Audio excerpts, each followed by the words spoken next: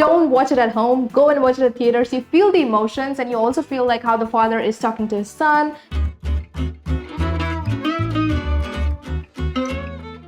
From dramas to webtoons to novels, explore Korea's story with us. This is Who Reads Story. My name is An Sung-jin. I'm a news reporter. And today we have a new guest with us. Ari, please introduce yourself. Thank you for having me. Hi, I'm Ari. I'm a model and actor in South Korea right now. I am from India.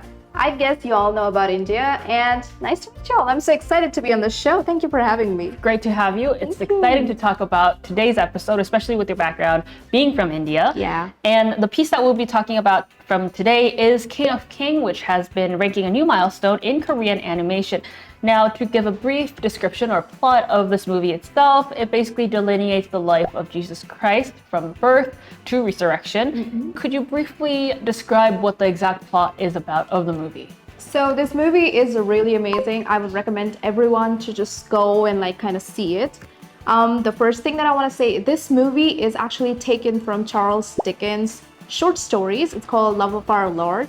And especially from that, they have taken the whole adaptation into a movie.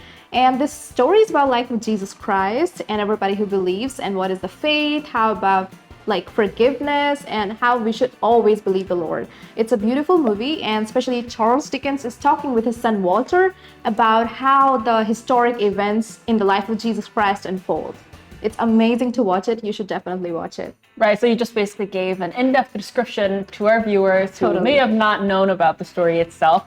You mentioned that it's based on the novel from Charles Dickens, and it kind of unfolds the life of Jesus Christ. Now, it's interesting to see that it was first released in the US first. I think I read it in one of the reviews that it talked about how the US is more inclined to accept more of these religious movies, which is why it may have opened first in the US internationally, and then it has domestically been released in Korea July 16th. Now, to briefly go into the story as we talk with Ari, there basically is no spoiler within this movie because you have the life of Jesus Christ. We know it. We know what it is, right? So it is based on the New Testament that a lot of people are already familiar of, and as you talk about, it is based on the narrative structure of Charles Dickens' family, which I feel like is interesting because, as you mentioned, he brings up his own son, Walter, and he kind of weaves that into the plot of the birth of Jesus Christ. Now, he also brings in this theme of narrative construction of how you just mentioned. What do you think about that bit, and why do you think the director tried to bring this in? I'm being honest, that was the best move that the director did, because initially when we started, I was thinking before going to the movies, it's gonna be it starts with the Jesus Christ birth and then goes to the resurrection part, and that's something that the Bible a historical also says. timeline. It was it's gonna be the same repetitive, but it was a very different narrative that started it, because it started with the storytelling. And honestly, I lost my father a couple of years ago, and that same thing when he used to tell me stories and I would just indulge myself into it, that same heartwarming feeling came to me with the father and the son starting and carrying the whole story. And that kind of also made me understand, not from a specific religious purpose, but from a different perspective, universal love is everywhere in every religion. And it did not mean to me I was talking just about Christianity or just about Jesus. It just meant to me I was seeing a story that spoke to me about love, about faith, and about forgiveness, and about so much more than just a one specific religion. So it was amazing to watch that, especially seeing how father tells it to a story. And especially if you've seen the movie, I think it's so beautiful that a whole family is involved. And now for you, as someone that's non-Christian, how did this movie come to you? What were some thoughts that you had as someone that has a different religion? As we talked about, it is the human universal values that are still encompassed, but could you explain to us in detail? Totally. I come from a Hindu religion, and I was just talking about it with my mom as well. I felt the movie did not have a personal specific agenda about particular religion. It just felt like whatever the message was applies to every single human across the world, whether or not they have their religion. Or for me, in Hinduism too, we have a lot of similar things that Jesus and he went to. But for us, we felt that the universal message was same: love, forgiveness, Right. peace, and taking care, being kind before anybody else. So all those things, like kind of, I went home and I called my mom and I was like, Mom, the message is same. Why are we talking about religion here then? Like it's the same message. It doesn't matter whether you're Hindu, whether you're Christian, or whether you're Muslim, or whether you're any other religion. Every religion just teaches the same thing, that you should put humanity, you should love Right. each other, and you should be kind to each other every time. And when I saw the movie, there was so many things that we are also taught in our religion, and it was the same thing that was being spoken. So I never felt like I was watching a religion specific movie. I just felt like I was watching a warm movie about love and about how we should be more compassionate towards each other.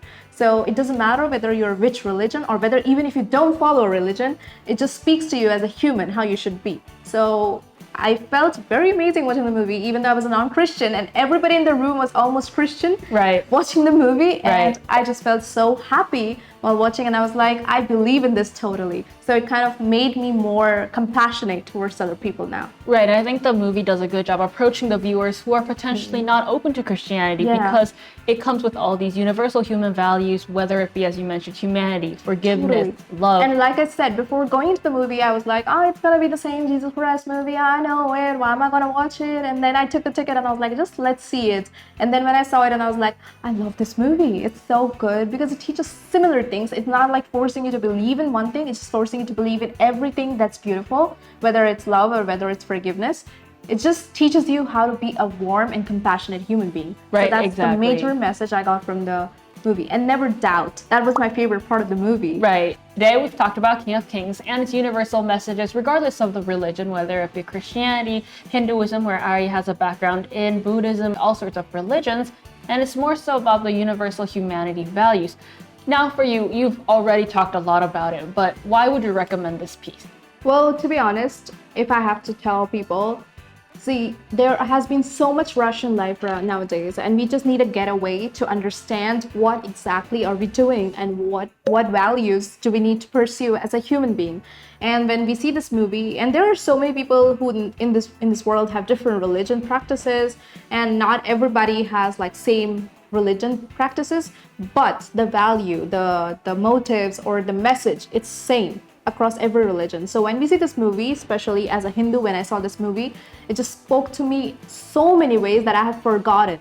And it just reminded me of how much faith I should have, how much forgiveness I should give other people, and how much love I should spread. So overall, I would recommend this movie because it just doesn't feel like an animation. It just feels like a real Hollywood movie. So you just go there, you spend your beautiful 2 hours, 2.5 hours, and to see this beautiful movie where it speaks to you about how love, language, and forgiveness and happiness and positive affirmations, everything with sacrifices and everything. It just feels like you're watching something that gives you a very different perspective and a very beautiful universal message about love. So I would recommend everybody to go and watch it in theaters. I'm still saying it, don't watch it at home, go and watch it in theaters. You feel the emotions, and you also feel like how the father is talking to his son.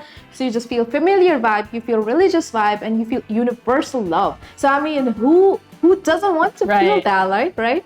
This era is so stressing. So instead of just sitting on your couch for 2 hours and scrolling, go and watch this movie. It's definitely worth watching. It's going to be so amazing. Trust me on that. Thank you for tuning in. I will see you next week with a new episode for Who Reads Story. Thank you for having me. Thank you. Goodbye.